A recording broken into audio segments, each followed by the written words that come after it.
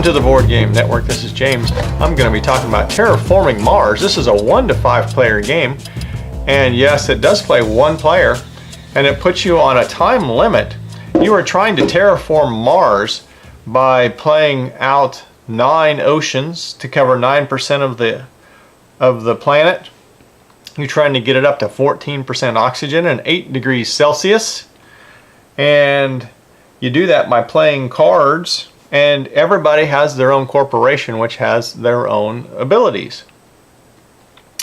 This is currently my go-to game for if I want to play a solitaire game. It is a very good solitaire game, and it's very fun as multiplayer also. Just the combination of cards in combination with the corporation you have just makes it really fun.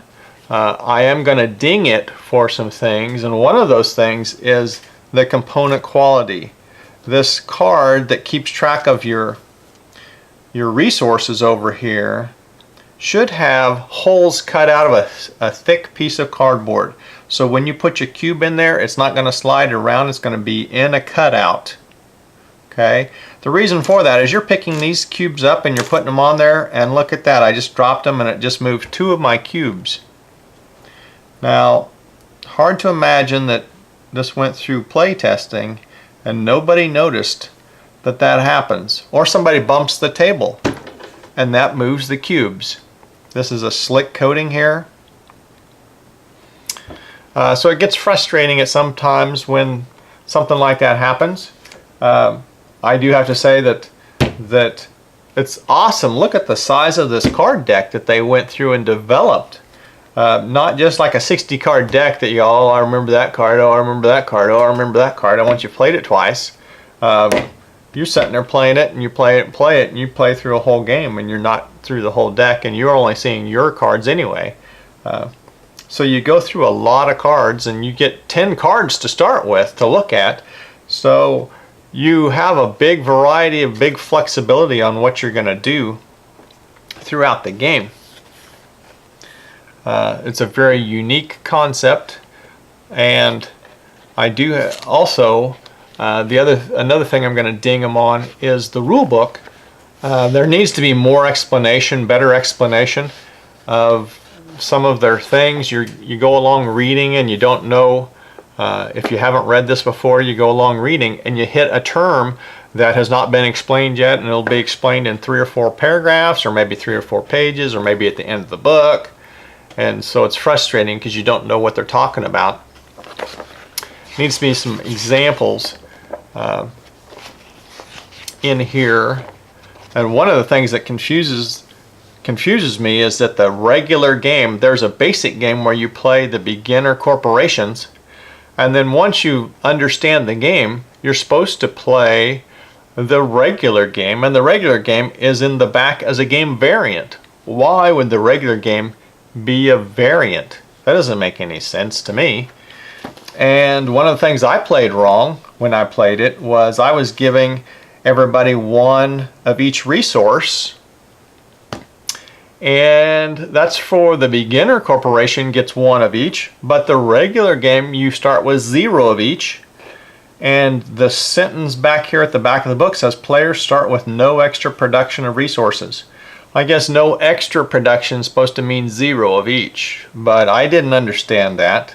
I do have to say kudos to the Fricks brothers, because I have seen them answer questions multiple times and comment on my videos on Board Game Geek a couple of times.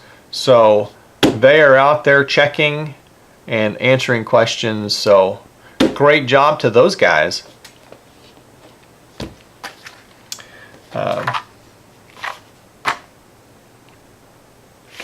But again, this is a very fun game. It works great as solitaire, and I'm horrible at playing this multiplayer. I don't know if I've won it yet. I don't know, but I always got all these cards like, ooh, this card would be great. Ooh, this card would be great. Ooh, I should. Oh man! And then you have to focus. I do believe that some of these corporations in the solitaire game are not winnable or are super hard to win with, because some of them are In a solitaire game, you have to complete all 3 objectives.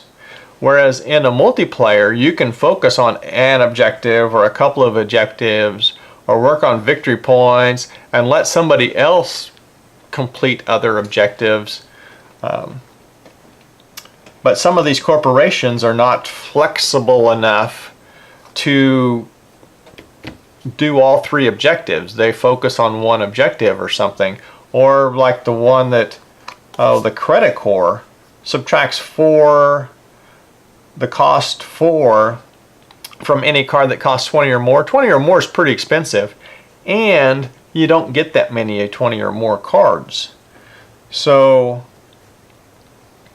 in a short game, you have a time limit on a solitaire game, and you only go 14 generations, which is pretty quick. So an hour and 15 minutes or something, an hour and a half. And